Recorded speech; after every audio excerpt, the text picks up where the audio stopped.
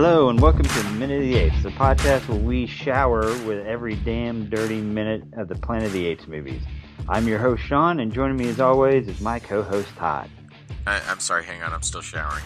Can you go on for a minute without me? Woohoo! Alright, we're going to start minute 28 with Taylor still disrobing in the waterfall and ends with someone stealing the astronaut's clothes. And as of minute 28, we've got 3 living humans, 1 dead, no apes, strange creatures on the horizons, and 2 sets of buns. 2 sets of buns. You went for some counting that I didn't even go for. That is attention to detail, my friend. Well, they were very impressive buns. I mean, they were nice and tight. You could bounce a cigar butt off them. Oh, what was it when I heard one time you could bounce a dollar bill and hope to get dimes when it comes back out or something like that? It's so tight. I don't know how that one goes, but it was funny when I thought it in my head. Well, speaking of buns, did Heston pull a Fruitbasket and do you want to me from Silence of the Lambs and do a little tuck before he jumped in the water? What the hell was that? Either that or he is literally built like Ken dolls. Well, it does have this weird moment when he dives in to where they're wanting to show, whatever reason, they want naked men jumping in the water. And he is oddly bent forward. And you're right, he does do the tuck and pull. So he pulls a Fruitbasket. Very, very odd. I didn't realize that was the term for it. Now we're going to have to look for fruit baskets when we do our counts. Yeah. And he was doing more, he grunted when he got in the waterfall, and then when he jumps in, it's another Well, we've got the screaming ninnies over there, and he's a grunter. Uh-huh. Charlton is very about the erotic sounds. Oh, my God. And before we move on to, I know we've already said that about the guys screaming, and it does bring a sense of fun, especially in this scene. You see some swimming around, enjoying the water. I get that after all the tension you have that, but still, it's so stinking odd that grown men are acting so silly in the water. Mm-hmm. Like little boys. Right. Well, there's no girls around, so that's just going to be boys. I guess so. Landon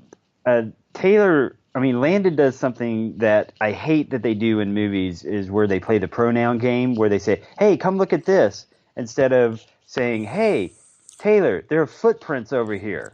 Yeah, I agree with that. So he pulls himself out of the water, which again, to your fruit basket or whatever it was, he does a weird version of it to where he swims up towards the camera. There's a little muddy bank in front of it.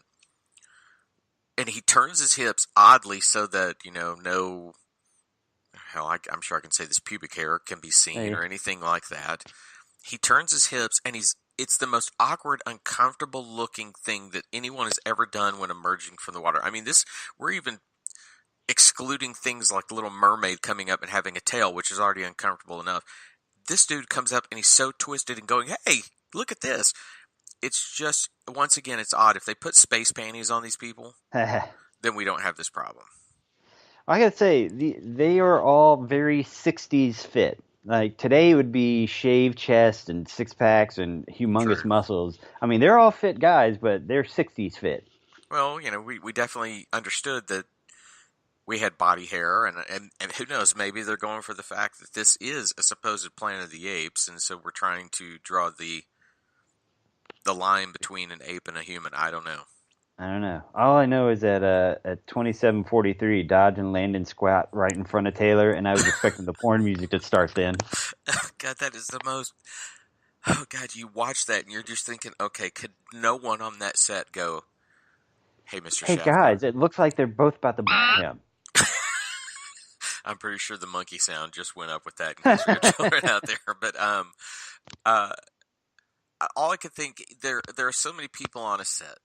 And I know it was the 60s. I know it's a different time. But I don't care when you're staging a scene, when you're doing your blocking, when you're putting it together. Somebody has to say to the director, I'm sorry, sir, we have our hero in the center, and the other 2 men descend before his naked body, and he looks down almost approvingly at them.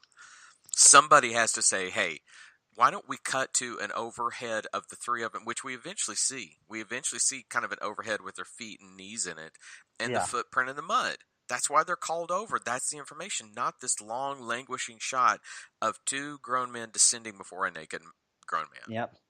Yeah. Well, and Dodge again, he is like an eagle eye master because, his sense of hearing must be incredible too because they literally have their backs turned on their clothes. There's a waterfall that's making all this noise, but Dodge, he's the one that notices their clothes are being stolen when it's completely behind them. That is true. He is very observant, and when you watch that shot, it's the three of them together, and it's not staged to where Taylor and Landon are looking ahead and Dodge is looking off the side. No, It's he's just got all of a his sudden back. he twicks his head over. Look, There was no motivation for him to find out that they were stealing stuff. yeah, I know it's a different era of filmmaking, and sometimes that's great, and I don't want to make excuses for it. That it's just kind of in that way, it's kind of sloppy because I mean you had great films before this that wouldn't allow that convenience. That's the word I want. That convenience to where it's just like, oh look, they're stealing our clothes. Yeah. Trying to see. I think that's about it for my notes for this minute. What about you? I do have one other thing that because we actually see some of the local inhabitants of the planet.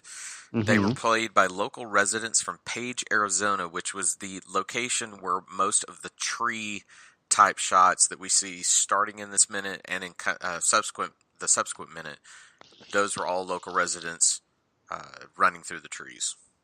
Okay. But I'm looking. I see nothing else other than that. Wow, what a minute!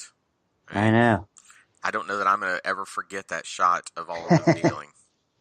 Wow, chicka wow wow. I think that's all I got. Well, that's going to wrap it up for this 8 minute. We want to go ahead and get our plugs in. Go over to MotA-Minute.com. That's our website. You can email us at podcast@MotA-Minute.com if you want to contact us. Our website's got all our social media junk, Twitter, YouTube, Facebook, all that stuff. Feel free to rate, review, subscribe, share, tell your friends, tell your parents. We appreciate it. So for this 8 minute, I'm Sean, and for my co-host Todd, we thank you for joining us. Bye. Bye, everyone.